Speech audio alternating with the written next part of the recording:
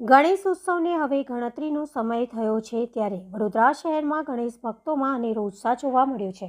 ત્યારે વડોદરા શહેરની દીકરી વિભા પટેલ દ્વારા આ વર્ષે 151 ગણપતિની પ્રતિમા નિઃશુલ્ક વિતરણ કરવામાં આવી।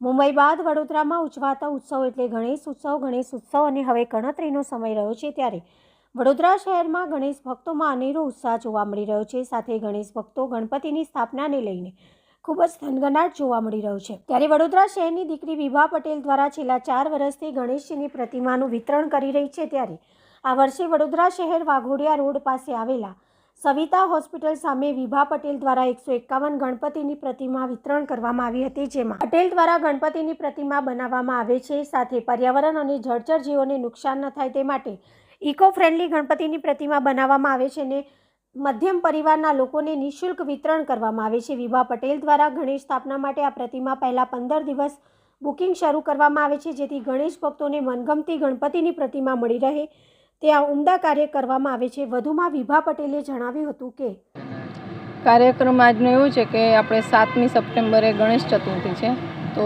એના નિમિત્તે હું દર વર્ષે જે ગણપતિની માટીની મૂર્તિ આપું છું સેવાર્થે, એમાં આજના 5 તારીખના સપ્ટેમ્બરના સવારે અત્યારે કાર્યક્રમ રાખ્યો છે કે જે લોકોએ નોંધાવેલી છે મૂર્તિઓ એ લોકો આજે અહીંયા મારે ત્યાંથી ગણપતિની મૂર્તિ લઈ જશે।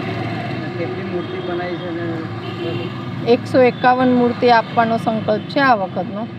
હવે જોઈએ છીએ કે 151થી વધશે તો અમે થોડું એ બી એડવાન્સ રાખ્યું છે કે લોકો ખાલી હાથે ના જાય મારા ત્યાંથી। કેટલા વર્ષથી આ પ્રોગ્રામ છેલ્લા 3 થી 4 વર્ષ થયા છે હું આ કરું છું। આમાં કોઈ રજિસ્ટ્રેશન કે એવું કંઈ કરવામાં આવે? રજિસ્ટ્રેશનનું અમે રાખીએ છીએ, છેલ્લા લાસ્ટ 15 દિવસ પહેલાંથી અમે જાણ કરી દઈએ છીએ લોકોને કે જેથી કરીને લોકો રજિસ્ટ્રેશન કરાવે। વોટ્સએપ પર જ અમે મેસેજ મંગાવીએ છીએ જેથી કરીને અમને પણ ખ્યાલ રહે અને ઇઝીલી એ લોકોને બી અવેલેબિલિટી રહે। શું નામ? વિભા પટેલ।